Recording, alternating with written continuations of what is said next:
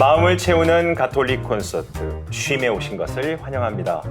안녕하십니까? 한창환 프란치스코입니다. 안녕하세요. 김수래 멜라니아입니다. 네, 저는 이미 알고 있었습니다. 네. 뭘 알고 계셨다는 거죠? 우리가 이렇게 진짜 프로그램으로 다시 만날 거라는 걸요. 아, 맞습니다. 마음을 채우는 가톨릭 콘서트 쉼. 지난번 파일럿 방송 후에 정규 프로그램으로 이제 자리를 잡을지 어떨지 제가 떨리는 마음으로 막 기다리고 있었는데 오늘부터 쭉 여러분께 함께 인사드리게 됐습니다. 네, 시청자 여러분 덕분입니다. 오늘부터 여러분의 마음의 안식과 양식 저희가 차곡차곡 채워드리겠습니다. 마음의 안식과 양식이요. 오, 네. 이 타이밍에도 또 라임을 맞추시는 교수님. 자, 그럼 오늘 저희와 함께 해주실 분 모셔봐야죠. 화면으로 먼저 만나보겠습니다.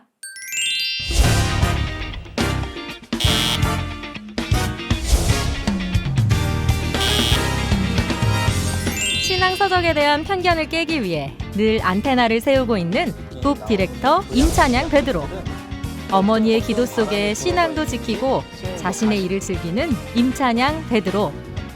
모든 이들이 하느님의 말씀으로 충만해지는 그날까지 북 디렉터 임찬양의 행보는 계속됩니다. 네, 어서 오세요. 안녕하세요. 안녕하세요. 안녕하세요. 북 디렉터 임찬양 씨. 네, 요즘 직업이 여러 가지가 많고 또 지금마다 하는 일도 많은데 북 디렉터는 어떤 일을 하는 겁니까? 일단 북이 들어갔으니까 책과 관련된 일을 할 것 같고 그렇죠. 아마 예상들 하실 텐데 저희가 감히 디렉터라고 표현한 거는 저희가 어떤 책을 우리 독자분들께 소개할지 기획하고 또 이 책이 만들어지는 과정은 또 편집자분들이 담당을 하시지만 그 이후에 이 책을 어떤 분들에게 소개해드리고 또 어떻게 좀 홍보하고 내용을 알려드려야 또 많은 분들이 이 책을 접하실 수 있을까, 그 모든 거를 조금 조율하고 이제 관장하는 역할을 한다고 보시면 됩니다. 찬양 씨는 앞서서 영상을 보니까 가톨릭 출판사에서 함께하고 계세요. 네. 이름에서도 약간 묻어나긴 하는데 처음부터 이렇게 영성서적에 좀 관심이 있으셨나요? 아무래도 이름이 그렇다 보니까 아마 많은 분들이 유추하셨겠지만 저희 어머니께서 또 모태신앙으로서 저를 길러주셨기 때문에 아무래도 그런 기회들이 많았던 것 같아요. 자, 그럼 그렇게 많은 책을 만들고 있는 출판사에 계신데 오늘 소개해 줄 책은 어떤 책입니까? 네, 오늘 제가 소개해드릴 책은 일본 작가의 작품인데요. 엔도 슈사쿠의 예수의 생애라는 책입니다.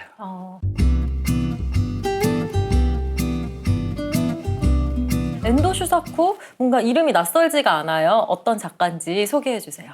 제가 앞서서 일본 작가라고 설명드렸던 것처럼 일본을 대표하는 작가라고 불러도 손색이 없을 만큼 유명한 작가이고요. 또 가톨릭 문학사에서도 아주 중요한 한 획을 그은 작가라고 말할 수 있습니다. 이 작가는 1923년에 일본에서 태어나서 12살 때 이모의 영향을 받아서 가족들과 다 함께 가톨릭에 입교하게 됩니다. 그래서 어렸을 때부터 가톨릭 교리와 그리스도교 문화에 대해서 익숙했던 이 저자는 후에 게이오 대학의 불문과에 진학을 하게 되는데요.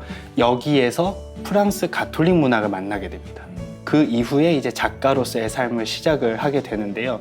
1966년에 드디어 이제 자신의 가장 유명세를 알렸던 작품, 아마 말씀드리면 아시겠지만 침묵이라는 작품을 냅니다. 네. 후에 노벨문학상까지 후보에 오르기까지 만들어준 작품이고요. 1971년에 로마 교황청으로부터 성 바오로 6세 교황님에게 기사훈장까지 받게 되는 영예를 안게 됩니다.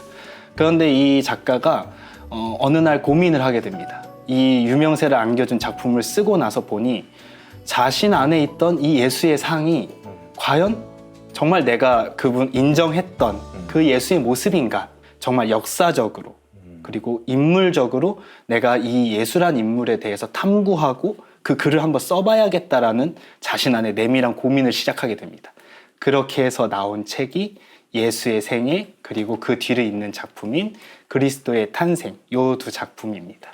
찬양 씨 말씀 들어보니까 북 디렉터가 책도 잘 만들어야 되겠지만 말씀도 참 잘해야 되겠다는 생각을 합니다. 이렇게 빠져들고 있어요. 예, 정말 설명을 잘해주고 계신데 지루하시진 않을까 또 걱정을 하면서 설명을 드리고 있는데 아니 말씀하신 것처럼 엔더 슈샤프라는 이분의 책을 읽다 보면 이분이 다른 책을 뭘 썼을까 찾게 되거든요. 말씀하셨던 침묵이라는 책은 정말 많이 우리나라에 팔리고, 근데 이제 이 책이 뭐 원래 책은 10,000원밖에 안 했던 책인데 헌책방에 가보니까 뭐 6만 원, 7만 원, 어떤 분은 10만 원까지 올려놓으신 책이에요. 아마 이 책을 읽어보시는 독자들께서 앤더 슈샤프 이 작가에 대한 글에 대해서 그렇게 매력을 많이 느끼시기 때문에 그러겠죠. 저도 그 부분이 아마 독자들에게 호소력이 있었다고 생각을 했던 부분인데, 독자들은 그 작가 내밀한 그 감정 안에 같이 빠져드는 게 아닌가. 그래서 호소력을 얻고 감사하게도 절판된 책을 이렇게 비싼 고가의 사람들이 거래를 하는 게 아닌가라는 생각을 합니다. 네. 작가가 이제 돌아가신 지 20년도 훌쩍 지났으니까 오늘 소개해 주실 이 예수의 생애라는 책도 꽤 오래전에 출간된 책일 것 같아요. 오늘은 개정판을 소개해 주신다고요? 네, 저희가 최근 한 5년 동안 그동안 많은 신자분들에게 사랑을 받았고 많은 분들이 읽어주셨던 책을 복원하고 개정해서 다시 소개하는 작업들을 하고 있었는데요. 이 예수의 생애도 저희가 꼭 다시 내야겠다고 생각했던 첫 번째 순위에 있었던 책입니다.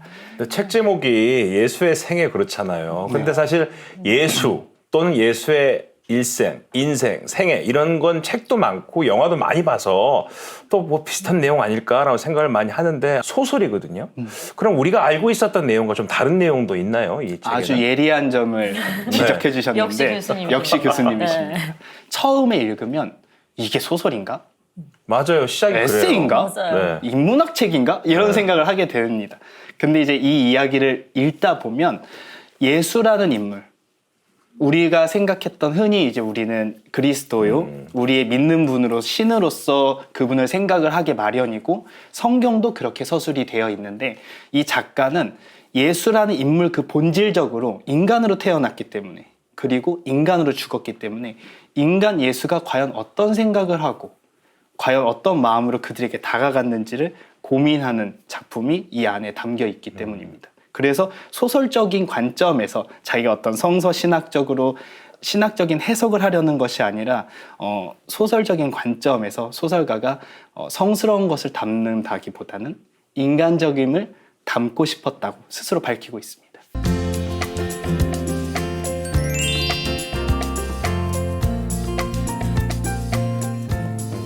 자, 그럼 책 속으로 한 걸음 더 들어가 보겠습니다.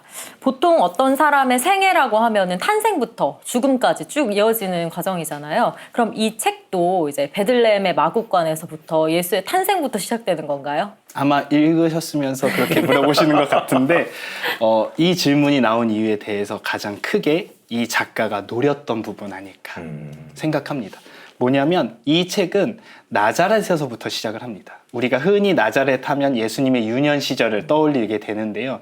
그 유년 시절 동안 이 가난한 지방, 이제 성경을 보면 갈릴레아 인근의 작은 마을, 보잘것없는 작은 마을이라고 표현이 되어 있는데, 이 나자렛의 마을에서 목수의 아들로서 떠돌이 노동자 생활을 하는 예수가 그려집니다.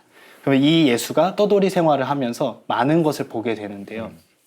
작은 마을이다 보니 특히나 가난한 사람, 병든 사람, 혹은 그 시절에는 이제 귀신 들린 사람이라고 표현됐던, 근데 자세히 이제 작가가 알아보니 말라리아가 횡행해서 말라리아에 감염되면 그런 증세로 보여질 수 있는, 쉽게 말해서 아팠던 사람들이 많았던 지역이라고 해요. 그래서 그런 지역을 보면서 당신 스스로는 나는 하느님의 사랑을, 그리고 사랑이신 하느님을 이들에게 전해줘야 되는 상황인데, 이들의 현실은 지금 사랑이 중요한 게 아니고 당장 오늘 먹을 거, 당장 오늘 잠을 잘 곳, 나의 오늘의 생계를 책임져 줘야 할 누군가를 기다리고 있는데, 과연 이들에게 이 하느님의 사랑을 어떻게 전할 수 있을까? 이 부분에 대해서 고민을 하기 시작합니다. 이 자신 안에 있던 사명, 그리고 이 현실적인 자신이 사랑하는 인간들에 대한 마음이 서로가 딱 부딪히는 순간에 이 나자렛을 떠나게 되면서 이 이야기가 시작이 됩니다. 우리가 성경의 내용으로 이 예수의 생애의 결말을 알고 있잖아요. 그렇죠. 그러니까 재미가 없을 거라고 생각을 했거든요. 그러니까 예수가 그 전지전능한 메시아가 아니라 계속 갈등하고 인간의 내면을 보여주는 고민하는 그런 존재로 묘사가 되죠. 아주 날카로운 질문을 자꾸 MC분들께서 저에게 쏴주셔서 제 지식이 밑바닥에 드러날까봐 조금 왜 그러세요? 창피한데 여기에서 저는 제 이야기를 살짝 해야 될 것 같아요. 제가 모태신앙으로 자랐기 때문에 그동안 저한테 있던 예수님은 그 베들레헴 그 구유에서 태어나셨을 때부터 처음부터 신으로서 메시아였죠. 예수님 그리스도 예수 그리스도로서 항상 제 마음에 있었거든요. 근데 이 소설을 보면 시작을 건방지게 예수라고 부르면서 이 인간 예수에 대해서 끝까지 조명을 합니다. 근데 이 예수가 처음부터 나는 하느님의 아들로서 태어나서 이 세상을 구원하기 위해 내가 메시아 역할을 해야 돼 라고 생각하지 않았을 거라는 작가의 해석을 통해서 시작을 하게 됩니다. 그래서 자신 스스로도 나는 그저 하느님의 사랑의 하느님을 우리 이 백성들에게 알려줘야 되는데 그전에는 이 구약의 과정을 통해서 이 이스라엘 백성들은 하느님은 징벌의 하느님, 힘의 하느님, 그리고 처벌을 하는 하느님, 좀 무서운 모습. 무서우신 분으로 그들 안에 이제 하느님의 모상을 갖고 있었는데 이거를 어떻게 하면 바꿀 수 있을까라는 고민만 갖고 있던 사람으로 그려집니다. 크면서 보니까 내가 보는 이 현실의 문제가 이들 안에 갖고 있는 하느님의 그 모상관이 전혀 다른 거예요. 이들에게 과연 사랑을 얘기한들 이게 과연 통할까? 그래서 이 책 안에 여러 번 예수 스스로가 이 무기력하고 힘없는 사랑을 그들에게 얘기해서 어떻게 할 것인가, 그들이 어떻게 받아들일 것인가 라는 질문을 계속합니다. 맞아요. 그러면서 예수 스스로도 자신이 어떻게 이 생을 보내야 할지를 스스로 찾아가는 과정이라고 보시면 좋을 것 같아요. 나자렛의 아주 가난한 목수로 30대 초반의 청년이 그 시기에 그 사람들 앞에서 어떤 마음을 가질 수 있을까? 이 소설을 읽다 보면 작가는 그걸 계속 우리에게 묻고 있지요. 맞습니다. 네, 맞습니다. 자, 그 예수님의 고뇌가 책 속에 어떻게 묘사되고 있는지 제가 잠깐 읽어드리겠습니다.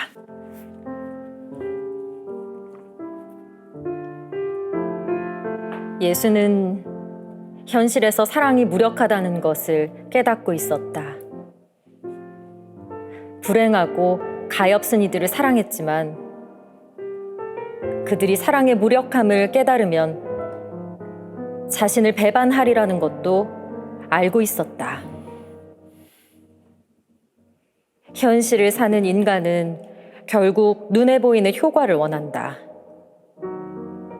병자들은 치유되길, 절름발이는 걷게 되길, 맹인은 볼 수 있게 되길 바라기 때문이다. 하지만 예수가 말한 이 사랑은 현실에서 말하는 효과와는 직접적인 관계가 없다. 바로 여기에 예수의 고뇌가 있었다. 수정 씨는 사순식이 어떻게 보냈어요? 제가 재작년 사순시기가 굉장히 힘든 시간을 보냈었거든요. 이제 건강의 문제로 병원을 계속 오며 가면서 보냈었는데, 그때 당시에는 예수님의 그 사순의 고난을 함께 체험하는 것 같은 그런 마음으로 시간을 보냈다면, 올해의 사순시기는 비록 코로나에 확진되면서 시작하긴 했지만, 그 예수님의 고난을 바라보는, 그래서 함께 예수님과 함께 가겠다는 그런 마음으로 사순시기를 보내고 있습니다. 네, 사순시기 마무리하면서 꼭 읽을 수 있는 책이 오늘 소개해드리는 예수의 생애인데, 저는 또 그 소설을 읽고 나서 또 이 노래 들으니까 울 뻔했어요. 네, 울컥해서 너무 예수님 불쌍하잖아 이러면서 울 뻔했는데, 책을 많이 읽으세요, 평소에? 책 읽기를 어릴 때 굉장히 좋아했었는데 네. 이게 커가면서 습관이 되기가 어렵더라고요. 그래서 올해 22년을 맞이하면서 새해 목표 중에 하나가 잠들기 전에 30분 책 읽기를 이제 실천을 하고 있는 중인데요. 오늘 이 책을 꼭 하나 챙겨가서 밤에 함께 하고 싶습니다. 네. 또 이따가 가슴을 촉촉하게 적셔줄 노래 부탁드릴게요. 감사합니다. 고맙습니다. 감사합니다. 되게 예수님을 생각하고 예수님을 바라는 사람들은 기적을 생각합니다. 아픈 자를 낫게 하시고 죽은 자를 살아나게 하시고. 아마 이 책에도 저자가 그렇게 묘사를 먼저 시작해요. 많은 군중들, 따르는 제자들은 그런 기적을 바라는 것 같다. 그렇지 않습니까? 근데 사실 다른 예수의 생애를 얘기했던 영화나 소설보다도 책보다도 훨씬 그런 부분이 많지 않습니다. 이게 저자가 어떤 의도여서 그렇게 표현했을까요? 가장 중요한 부분인 것 같아요. 이 기적의 이야기와 위로의 이야기라고 이 저자는 중간에 이제 설명을 해줍니다. 맞습니다. 위로의 이야기. 위로의 예. 이야기. 기적의 이야기에서 사람들이 바라는 점, 아까 말씀하셨던 것처럼 많은 군중과 제자들, 심지어 그 모든 민족이라고 해도 과언이 아닐 정도로 이 기적의 이야기에서 원했던 예수님의 모습은 힘 있는 메시아. 우리는 지금의 메시아의 의미를 우리의 구원자라고 이렇게 우리는 인식을 하고 있지만 그때 당시에 그 사람들에게는 그 구원자보다는 통치자, 군주, 강한 왕으로 예수님을 좀 생각을 했던 것 같아요. 당연히 강한 왕에게는 강한 능력이 뒷받침되어야 한다는 게 그들의 현실적인 판단이었습니다. 예수님께서는 정말 아픈 이들, 병자들, 가난한 이들을 위해서 기적을 베푸시고 싶으셨을 것 같아요. 당신의 능력을 보여서. 근데 이 보임이 그들에게 어떻게 다가갈지를 당신께서는 너무 잘 알고 계신 거죠. 이들에게 현실적인 문제를 해결해 줌으로 인해서 하느님의 사랑을 만나는 게 아니라 이것만을 추구하게 되고 이게 만약에 없다면 하느님과의 관계가 그들이 단절될 것임을 알았기 때문에 예수님은 다른 방식으로 그들과 함께 있어 주려고 하십니다. 그게 바로 위로의 이야기라고 할 수 있을 것 같아요. 그러면서 이제 갈릴레아에서 당신이 이제 요한 세례자에게 세례를 받고 많은 군중들이 몰리고 오병이어의 기적을 하면서 사람들이 많이 몰렸는데 그 상황에서 오히려 예수님은 기적을 보여주시지 않고 아무것도 그 메시아로서 그들이 원하는 메시아로서의 행보를 하지 않으니 사람들이 떠나가는 것을 당신이 목격을 하십니다. 그럼에도 불구하고 당신의 이 외로운 고뇌를 끝까지 이어가는 장면들을 이 작가가 처음부터 끝까지 계속적으로 반복적으로 보여줍니다. 그래서 결국에는 예수님께서 이루고자 하셨던 사랑의 방향대로 예수님께서는 가셨죠. 이제 이 책에서도 우리가 다 알고 있는 예수의 순환이 잘 묘사되고 있습니다. 특히 이제 예수님께서 마지막에 십자가 향해 당하시는 과정이 아주 상세하게 묘사가 되어 있는데 책을 읽다 보면 제가 그 옆에 군중에 있는 것 같아요. 묘사가요. 이렇게 어떤 소설적인 기법 속에서도 이런 기법을 더 많이 강조한 이유가 있을까요, 저자는?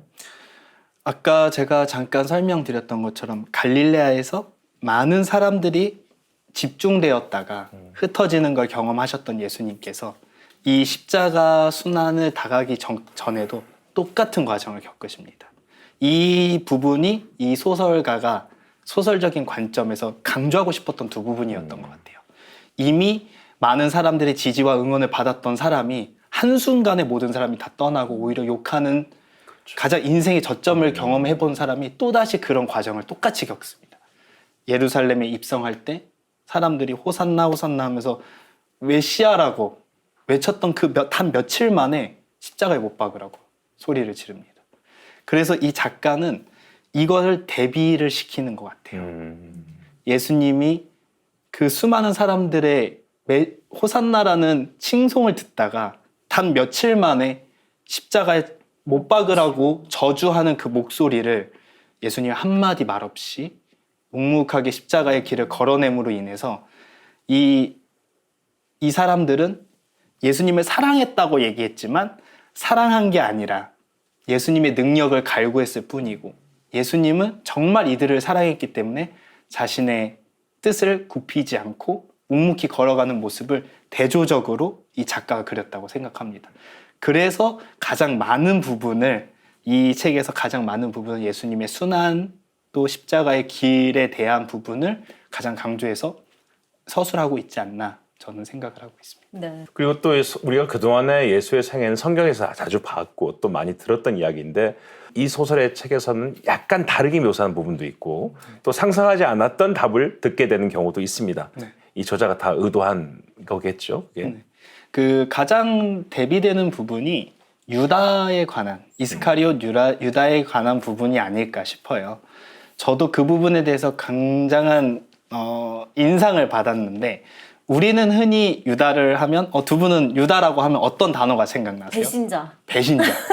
트레이더. 아주 몹쓸 사람으로 그렇죠. 다 우리는 그렇게 생각하죠. 인식을 하고 있어요. 그래서 아마 태초부터 이 사람은 그렇게 계획돼서 태어나고 그렇게 역할을 하기 위해서 그냥 12제자에 들어간 사람일 뿐이다 라고 우리는 기억을 하고 있는데 과연 예수님께서 그런 사람을 당신의 제자로 뒀을까부터 이 작가는 고민을 하기 시작합니다. 그래서 이 유다가 사실은 가장 그 제자들 중에서 누구보다도 예수님의 뜻을 가장 잘 알았던 사람이 아닐까라고 이야기합니다. 그렇다고 해서 이 사람이 하느님의 뜻을 뭐 이렇게 잘 알았다는 뜻이 아니라 이 유다가 이미 갈릴레아에서 많은 군중들의 기대를 저버려서 예수님이 홀로 되신 것을 봤음에도 불구하고 당신은 어떠한 기적도 더 이상 행하지 않고 홀로 된 나머지의 일부 제자들만 데리고 가시는 모습을 보고 이번에도 예루살렘에 입성했을 때도 결국엔 똑같은 선택을 하실 거다. 저분께서는. 그리고 아마 알았을 거예요. 제자들도. 그때 당시의 상황이 그 대사제들이나 바리사이파나 율법학자들에게 찍히면 그렇죠. 어떤 운명이 되는지를 알았기 때문에 이 제자들도 생사를 넘나드는 그 순간에서 있었을 거예요.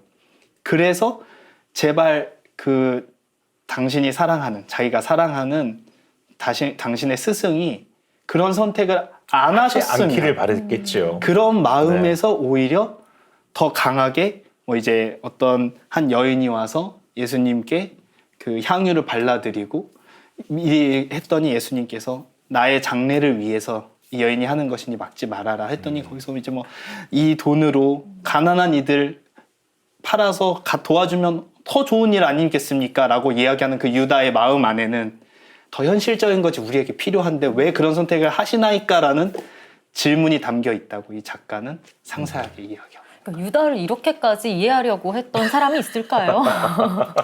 이 유다의 모습을 이렇게까지 비추는 이유는 작가 자신 자체가 내가 어쩌면 나는 예수님을 따르는 사람이고 믿는 사람이라고 이야기를 하면서도 내가 때로는 유다처럼 그렇죠. 예수님이 그럴 수 있습니다. 그렇게 하시면 안 돼요. 나한테. 혹은 세상에 이렇게 하시면 안 돼요. 라고 그러한 질문을 스스로에게 계속 던졌던 거 아닌가. 그래서 이러한 인물의 조명을 하고 그 수많은 한 사람 한 사람 그 십자가의 길에서 등장하는 여러 인물들, 배경들을 설명한 게 아닌가라는 생각을 합니다. 우리가 이제 그 신부님들 강론에서 한 번씩 그 성경의 일구절들을 그냥 듣습니다. 거기서 예수님 말씀을 듣잖아요. 그러면 그런 말씀이 이런 뜻이구나라고 설명을 들어서 알게 되는데 이 소설에서는 바로 그 광경에 그 대사가 나올 상황이 어떤 상황이었는가를 우리에게 공감하게 함으로써 과연 우리였으면 어떤 느낌을 받아야 되는지에 대한 설명을 하고 있는 예를 들면 예수님이 십자가에 못 박혀 돌아갔을 때 그렇게 말씀하셨어요. 저희 주님 어찌하여 저를 버리셨습니까? 우리는 이 말 듣고 예수님이 정말 절망하고 슬퍼하셨겠구나 생각했는데 이 책의 저자는 또 다르게 생각하고 있습니다. 정말 그래 오케이 예수님께서 우리를 구원하시기 위해서 돌아가시는 큰 거룩한 사명을 감당하신 거야. 오케이. 그러면 그 십자가에서 오히려 당신이 너무 기쁘시지 않으셨을까? 내가 그 수많은 유혹들을 다 제껴내고 이 십자가의 업을 완수했으니 난 이제 다 끝났다. 오히려 그렇게 말씀하셨을 것 같은데 왜 갑자기 거기서 마치 한탄하듯이 호소하던 그 기도를 하셨을까? 저도 늘 의문이 많았는데 이 작가도 그 부분을 의문을 가졌더라고요. 그렇게.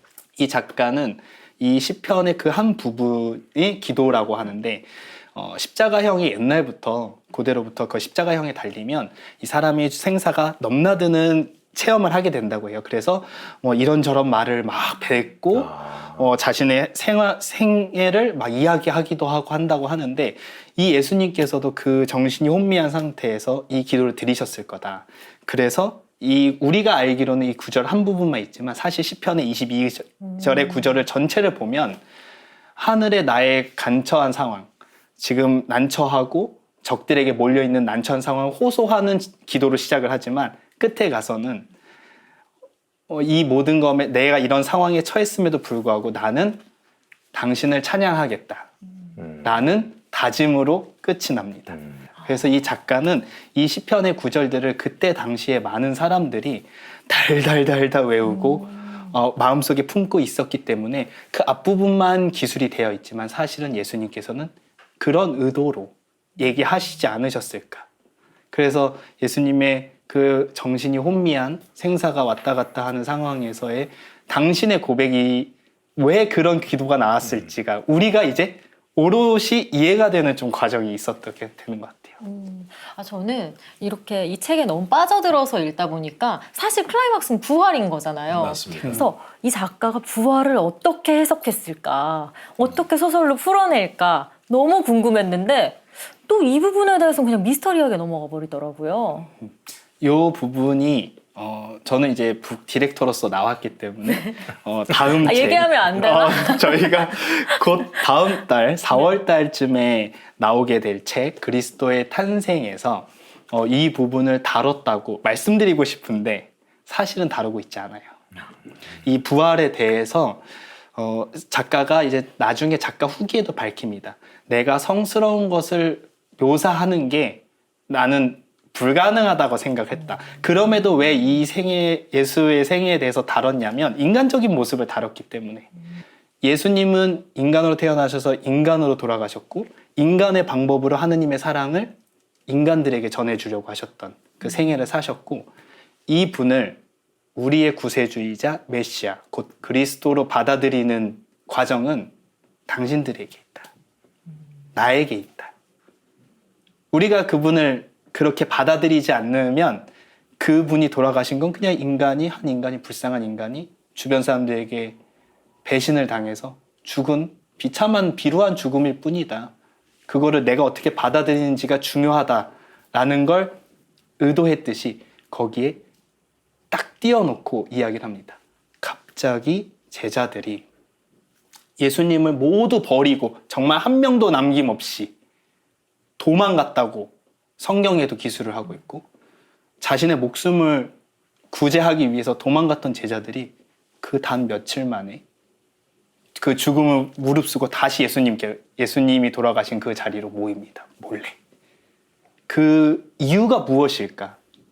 그렇게 사랑한다고 몇 년 동안 따라다녔던 사람들이 한순간에 버렸으면서 어떻게 한순간에 다시 돌아오게 된 그 계기가 무엇이냐?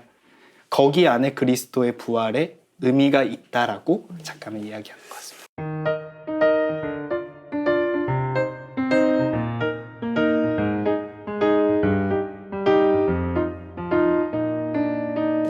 오늘 이야기를 듣다 보니까 그러니까 이 엔도 슈사쿠는 성경을 좀 재해석을 해봤고 또 찬양 씨는 엔도 슈사쿠를 또 재해석을 하고 있는 것 같다는 생각이 많이 들었어요.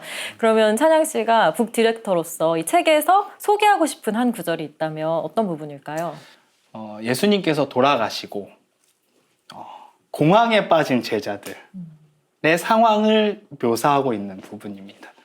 이분이면 내 인생을 걸어도 좋을 것 같은 나의 멘토, 나의 스승이라고 고백하고 따라다녔던 그 시간에 무색하리라 만큼 나는 그분을 너무 쉽게 버렸고 그분은 너무 쉽게 죽었고 이 상황에서 근데 나는 그분의 기적도 받고 위로의 말씀에도 분명히 그때 공감도 했고 그래서 남들이 다 떠나갈 때 남아 있었는데 이 상황에서 내가 왜 이렇게 됐는가를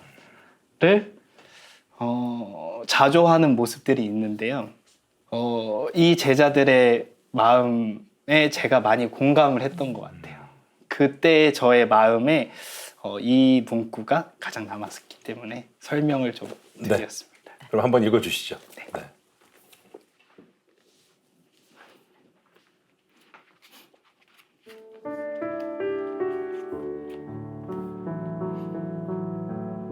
현실적으로 아무 도움도 되지 못한 예수에게 대체 무슨 의미가 있는가?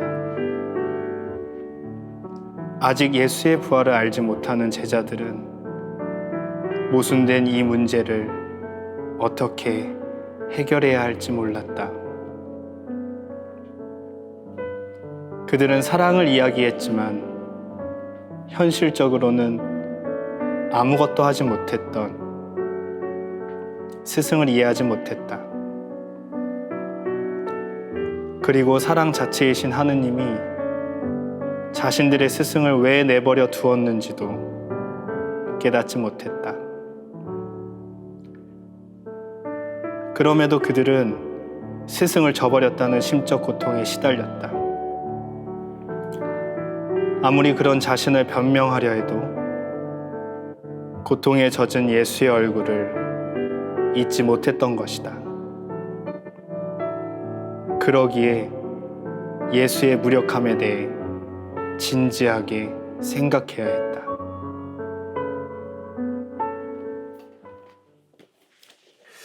네, 그동안에 예수의 생애는 대부분의 서양인들의 시각으로 많이 다뤄졌습니다. 그렇죠? 근데 일본 작가인 이 소설가의 원작자 입장에서는 사실 동양인의 시각으로 다뤘다는 것에 큰 의미가 있다고 생각이 들어요. 그리고 또 그 작가는 본인의 시각으로 예수님을 다시 한번 재해석함으로써 독자들의 이해를 도우려고 했지 않았나 생각이 듭니다. 네, 자, 그럼 우리가 한번 각자가 이 책을 통해서 해석하게 된 예수님의 새로운 모습이나 자신의 생각을 한번 말씀해보는, 죄송합니다만 한 번씩 해보는 시간이 어떨까라는 생각이 들어서. 어려운 질문 아닌가요, 교수님?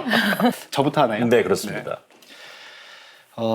제가 이 책에서 묵상하게 됐다고 표현하는 게 맞는 것 같아요. 저도 이거를 내가 삶에서 나의 생활에 접목시켜서 내가 그분을 만나지 않으면 나는 그냥 그 이스라엘 백성들과 똑같은 역할을 할 뿐이다 라는 걸 이 책에서 너무 많이 느꼈던 것 같아요. 이 작가도 그런 부분에서 예수님을 좀 많이 묵상하고 고찰했던 게 아닌가 생각합니다. 네. 저는 어려운 질문인데요. 저는 사실 이 책을 통해서, 아니 이 예수의 모습을 통해서 하느님은 그냥 사랑 그 자체를 보여주려고 하셨던 것 같아요. 사랑이라는 것이 얼마나 현실적이지 못하고 얼마나 부질없고 얼마나 볼품없고 얼마나 하찮은 것인가, 하지만 이 또 얼마나 위대한가를 딱 예수님의 생애를 통해서 보여주지 않았나 하는 생각이 듭니다. 저는 이 책 예수의 생애를 처음에 들어갈 때 무척 힘들게 들어갔거든요. 책이 어렵다고 생각해서. 근데 저녁에 읽다가 덥고 새벽에 일어났어요. 새벽에 조용할 때 새벽에 책을 읽기 시작했는데 너무 재밌는 거예요, 책이. 그래서 어느 부분에 예수님에 대한 생각이 갑자기 제가 하나의 묵상의 주제처럼 떠오르면서 예수님은 우리에게 보여주고 있는 게 그런 거다. 너희가 예수가 돼야 된다. 사람들한테 사랑을 전파하는 너희가 예수가 돼야 된다라는 말씀을 그렇게 평생 동안 하고 싶으셨던 게 아닌가라는 생각을 이 책을 적으면서 생각이 들었습니다. 그럼 마지막으로 이 책을 어떤 분이 읽으면 좋을까요? 한번 추천해 주시겠어요? 예수님한테 혹은 또 하느님께 내가 가진 신앙에 대해서 회의감이 들었던 사람들에게 우리가 그분에게 무언가를 바라기보다 그분이 나에게 무엇을 이야기해주고자 하셨는가를 한 번쯤 돌아보게 하는 책이 아닐까.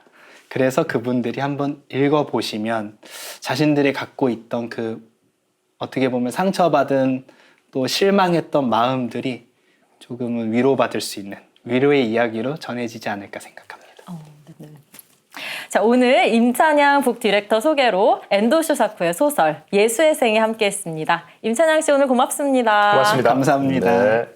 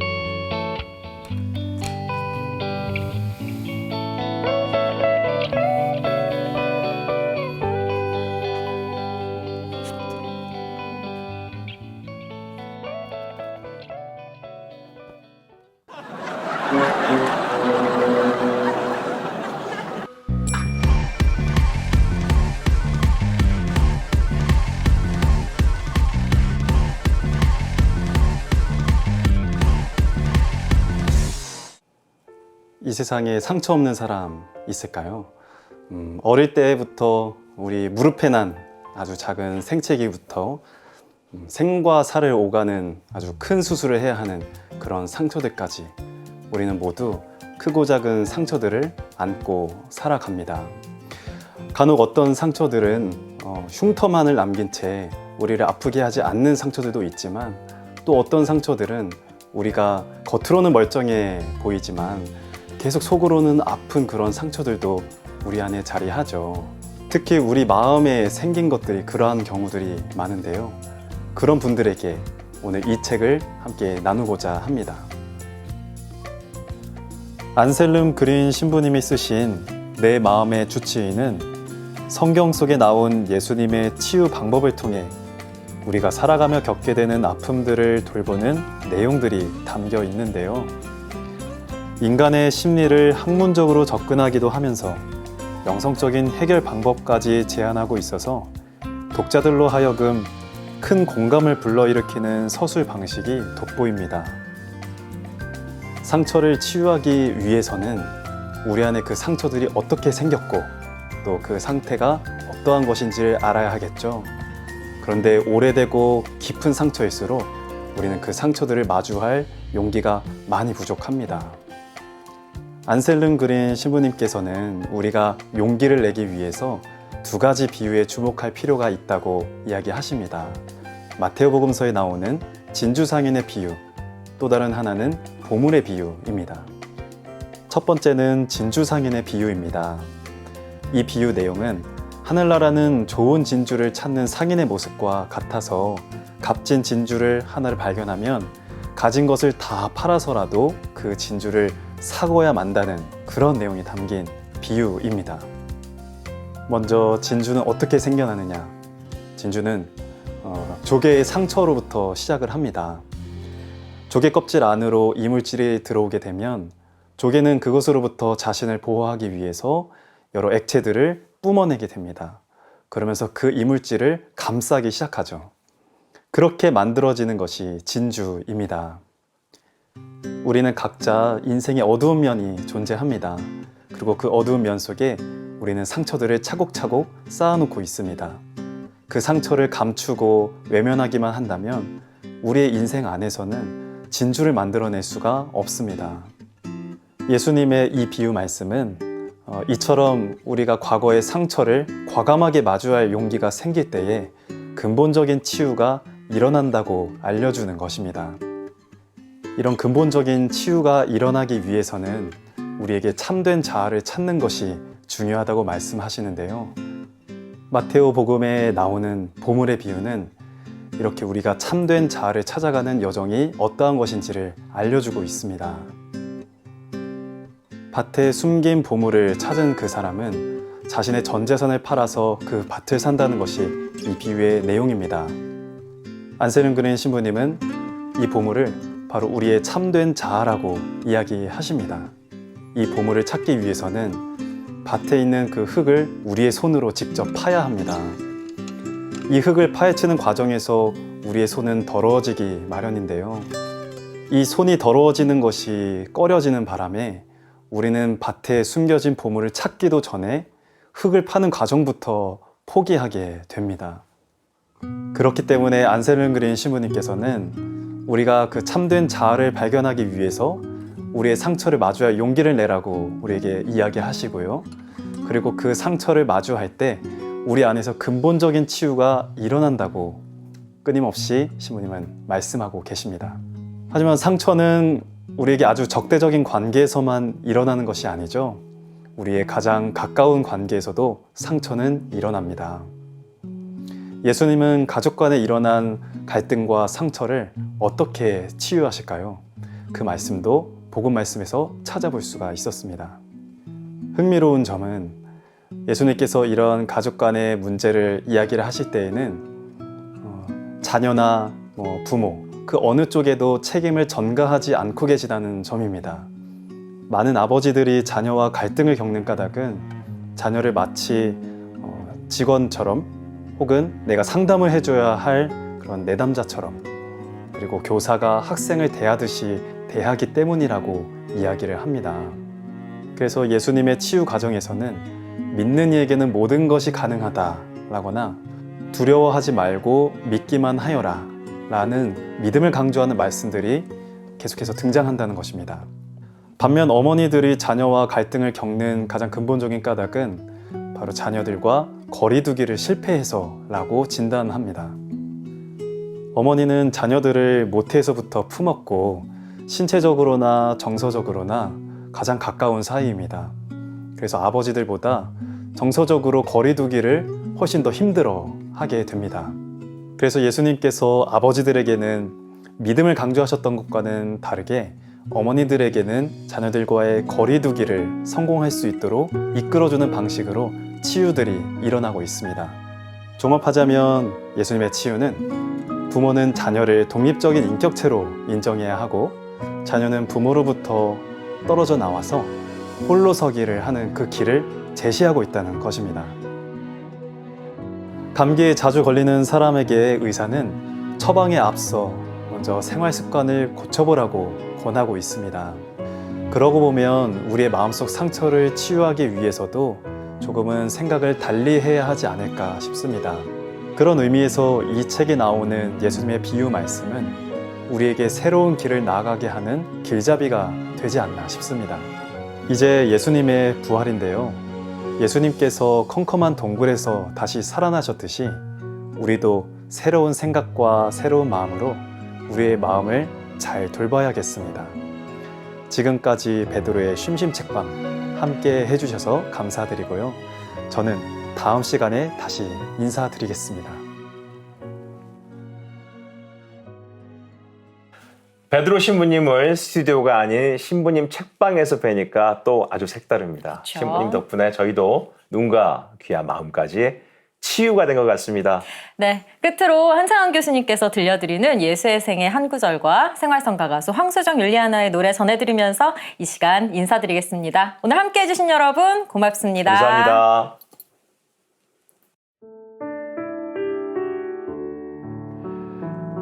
그들은 생전의 스승의 얼굴과 모습을 떠올렸다. 매우 지치고 쑥 들어간 눈매, 그 눈매에 슬픔의 빛이 떠오른다. 그리고 미소를 띤 그 눈에는 순박한 빛이 머무른다. 아무것도 할 수 없었던 사람, 이 세상에서 무력했던 사람, 야위고 볼품없던 사람. 그는 단지 다른 사람들이 괴로워하고 있을 때 그것을 못 본 채 하지 않았을 뿐이다. 그리고 울고 있는 여자들과 고독한 노인 곁에 묵묵히 머물렀다. 기적 같은 것은 행하지 않았지만 기적보다도 훨씬 깊은 사랑이 그 휑한 눈에 흘러 넘쳤다. 그는 자신을 저버리니 자신을 배신한 이에게 원망의 말을 단 한마디도 하지 않았다. 그는 슬픔의 인간으로 제자들의 구원만을 간구했다. 예수의 생애는 그뿐이었다. 그것은 하얀 종이 위에 쓰인 글자 하나처럼 간단하고 명료했다. 너무 간단하고 명료했기 때문에 아무도 알지 못했고 알 수 없었던 것이다.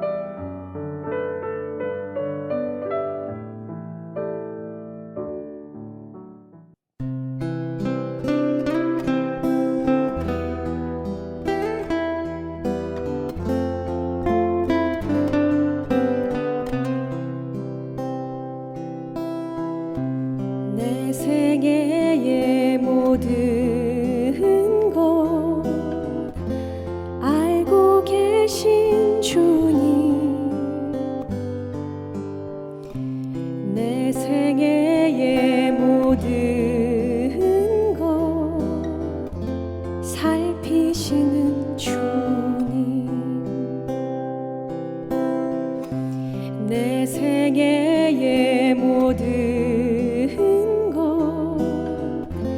당신께 드리니 내 생애의 모든 것 받아주시옵소서. 어디에 앉아 있어도 주님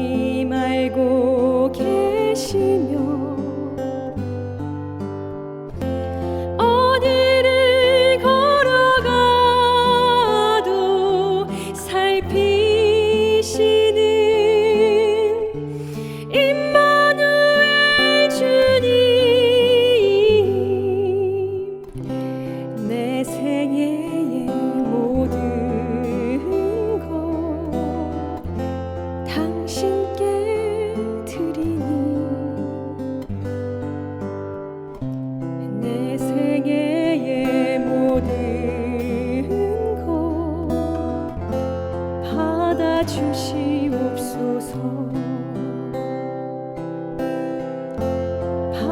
받아주시옵소서